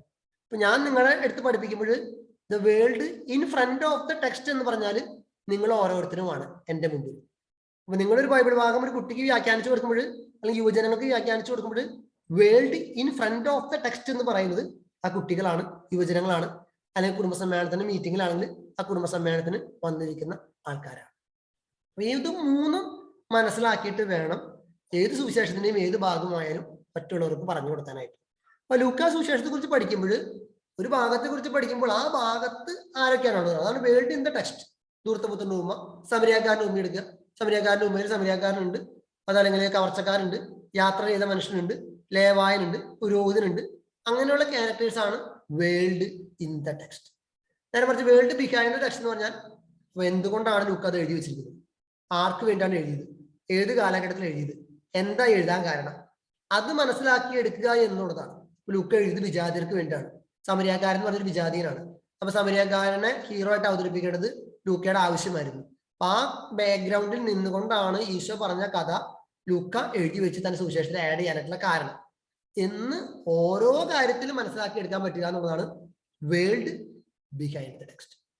മൂന്നാമത്തത് ഇത് രണ്ടും മനസ്സിലാക്കിയിട്ട് വേണം world in front of the ടെക്സ്റ്റിലേക്ക് കടക്കാനായിട്ട്. ഓക്കെ, ക്ലിയർ ആയല്ല? സംശയം ഉണ്ടാ? ഞാൻ മുമ്പ് പറഞ്ഞിട്ടുണ്ട് നിങ്ങളുടെ അടുത്ത്, എനിക്ക് തന്നെ സംശയിക്കും. ഇത് പറഞ്ഞിട്ടുണ്ടായിരുന്നില്ല, പറഞ്ഞിട്ടുണ്ട്. ഓർമ്മയിടല്ലേ?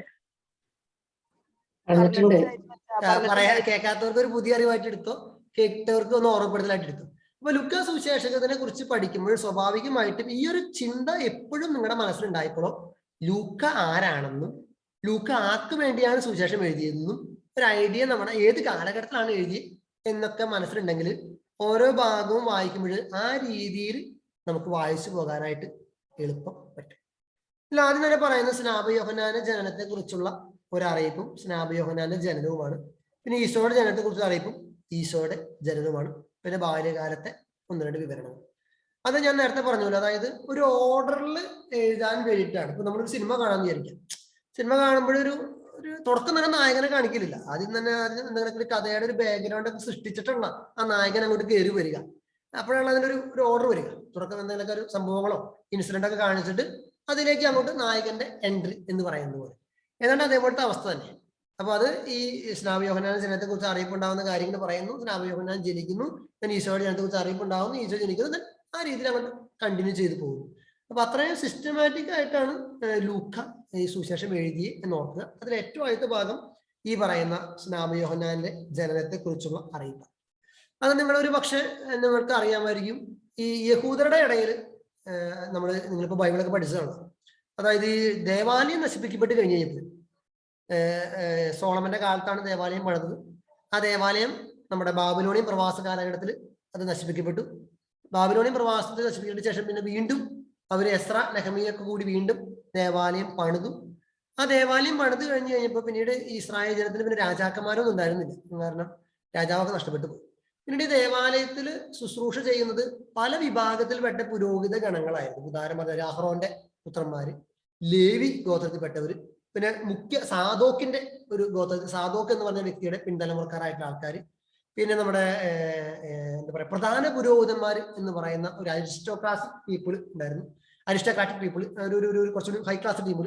അപ്പൊ ഈ ദേവാലയത്തിൽ ശുശ്രൂഷ ചെയ്യാനായിട്ട് പലർക്കും ആഗ്രഹവും അവകാശവും ഉണ്ടായിരുന്നു അന്നത്തെ കാലഘട്ടത്തിൽ. പലതരം പ്രീസ്റ്റ്ലി അല്ലെങ്കിൽ പൗരോഹിത്യ ഗ്രൂപ്പുകൾ ഓട്ടോമാറ്റിക്കലി യഹൂദരുടെ ഇടയിലും ഉണ്ടായിരുന്നു. ഔദ്യോഗികമായിട്ട് പറയുന്നത് ഈ സ്നാപക യോഹന്നാന്റെ ജനന സമയത്ത് ഏകദേശം 24 പൗരോഹിത്യ ഗണങ്ങൾ, പുരോഹിത ഗണങ്ങൾ ഈ പറയുന്ന ദേവാലയത്തിൽ ശുശ്രൂഷ ചെയ്യാനായിട്ട് ആഗ്രഹിച്ചിരുന്നു. ആ 24 ഗണത്തിൽ നിന്നും ഏകദേശം 18,000-ഓളം പുരോഹിതന്മാരെങ്കിലും അന്നത്തെ കാലഘട്ടത്തിൽ ഈശോയുടെ സ്നാപക യോഹന്നാന്റെ ജനനത്തിന്റെ കാലഘട്ടത്തിൽ 18,000 പുരോഹിതരെങ്കിലും ജെറുസലേം ദേവാലയത്തിനെ ശുശ്രൂഷ ചെയ്യാനായിട്ട് ആഗ്രഹിച്ചിട്ടുണ്ടായിരുന്നു എന്നാണ് പറയുന്നത്. അപ്പൊ അതിൽ നിന്നും ഈ ഒരാളെയാണ് നറുക്കെടുപ്പിലൂടെ ദേവാലയത്തിൽ ശുശ്രൂഷ ചെയ്യാനായിട്ട് കിട്ടുക. അപ്പൊ അത് സ്നാപക യോഹന്നാന്റെ പിതാവായിട്ടുള്ള സക്രിയാക്കി കിട്ടുന്ന സംഭവത്തോടു കൂടിയാണ് ലൂക്കാ സുവിശേഷകൻ സുവിശേഷം ആരംഭിക്കുന്നത്. ഇതിലേക്ക് ശ്രദ്ധിക്കേണ്ട കാര്യം നമുക്കറിയാം, നമ്മുടെ ഈ ഞാൻ മുമ്പ് പറഞ്ഞെന്ന് പറയാം, നമ്മുടെ ഈ ശബരിമലയിലെ മേൽശാന്തിനെ തെരഞ്ഞെടുക്കാൻ നിങ്ങൾ കേട്ടിട്ടുണ്ട് നമ്മുടെ നാട്ടിൽ. കാരണം ശബരിമല എന്ന് പറയുന്ന സ്ഥലത്ത് ശുശ്രൂഷ ചെയ്യുക എന്ന് പറയുന്നത് വളരെ ഒരു പ്രസ്റ്റീജ് ആയിട്ടുള്ള ഒരു ജോലിയാണ്. കാശും കിട്ടും, സ്ഥാനം കിട്ടും, നാട്ടുകാരറിയും, പിന്നെ ഒരു ഗൗരവത്തിലുള്ള ഒരു സ്ഥാനമാണ്. അതുപോലെ ജെറുസലേം ദേവാലയത്തിൽ ശുശ്രൂഷ ചെയ്യാനായിട്ട് നറുക്ക് വീഴുക എന്നുള്ളത് അന്നത്തെ കാലഘട്ടത്തിൽ ഒരു അല്പം ക്വാളിറ്റി ഉള്ള അല്ലെങ്കിൽ ഒരു ഹൈ ക്ലാസ് കിട്ടുന്ന ഒരു അവസരം, അല്ലെങ്കിൽ വളരെ അപൂർവം കിട്ടുന്ന അവസരമാണ്. നേരത്തെ പറഞ്ഞ പോലെ സ്ഥാനം കിട്ടും, കാശും കിട്ടും, ആ രീതിയിലാണ്. അങ്ങനെ വളരെ റയർ ആൻഡ് റയറസ്റ്റ് ചാൻസ് ആണ് സക്രിയ പുരോഹിതന് അങ്ങനെ കിട്ടുന്നത്.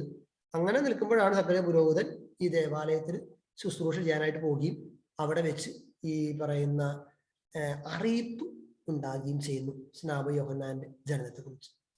അതിൽ ഈ ലൂക്ക സുവിശേഷകൻ ഈ ഭാഗത്തെയൊക്കെ സക്രിയ എലിസബത്ത് എന്ന് പറഞ്ഞ ദമ്പതികളുടെ കഥ വിവരിച്ചിരിക്കുന്നത് ബേസിക്കലി പഴയ നിയമത്തിൽ നമുക്കറിയാം സാമൂൽ പ്രവാചകനായിട്ടുള്ള വ്യക്തിയുടെ അപ്പന്റെ അമ്മയുടെ എൽക്കാന ഹന്ന എന്ന് പറയുന്ന വ്യക്തികളുടെ ഒരു കഥയുമായിട്ട് വളരെ സാമ്യമുണ്ട്.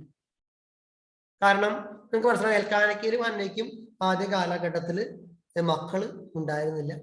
മക്കളില്ലാതിരുന്ന് അവരിങ്ങനെ ഹന്ന പോയിട്ട് ദേവാലയത്തിൽ പ്രാർത്ഥിക്കുന്നു. പ്രാർത്ഥിക്കുന്നതിന്റെ ഫലമായിട്ട് ഹന്നയ്ക്ക് ഈ പറയുന്ന കൊച്ചുണ്ടാകുന്നു വാർദ്ധക്യത്തിൽ. ഏതാണ്ട് അതേപോലത്തെ അവസ്ഥയാണ് എലിസബത്തിനും സക്രിയയ്ക്കും മക്കളുണ്ടായിരുന്നില്ല. സക്രിയ പോയിട്ട് ഒരു സെക്കൻഡിന്റെ ഒരു ഹോൾ എനിക്ക് ഓർമ്മയുണ്ട്. ഞാനൊരു ബൈബിൾ ക്ലാസ്സിൽ 5 മിനിറ്റ് കൊണ്ട് പെട്ടെന്ന് എനിക്ക് ഓർമ്മയുണ്ട്.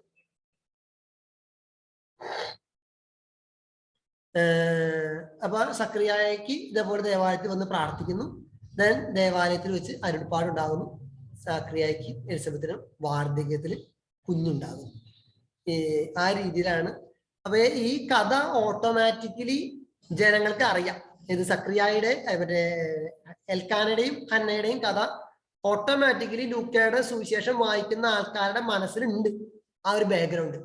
ആ ബാക്ക്ഗ്രൗണ്ടിൽ നിന്നുകൊണ്ടാണ് ഈ കഥയും കൂടിയും സക്രിയയുടെയും എലിസബത്തിന്റെയും കഥയും കൂടിയും ലൂക്ക സുവിശേഷകൻ എഴുതി ആൾക്കാർക്ക് മനസ്സിലാകുന്ന രീതിയിൽ അവതരിപ്പിക്കുന്നത്. ഇനി അത് മാത്രമല്ല, അതിനെ തുടർന്ന് യേശുവിന്റെ ജനനത്തെ കുറിച്ചുള്ള ഒരു അറിയിപ്പ് കൂടി വരുന്നുണ്ട്. അന്നത്തെ കാലഘട്ടത്തില് ഈശോയെ കുറിച്ച് എല്ലാവർക്കും അറിയാം, പക്ഷെ ഈശോയുടെ ബാല്യത്തെ കുറിച്ച് ആർക്കും വലിയ പിടിപാടുണ്ടായിണ്ടാവില്ല. എവിടെന്നാ ജനിച്ച്, ആരുടെ മാതാപിതാക്കളാ, എന്താ സംഭവം എന്നൊക്കെ.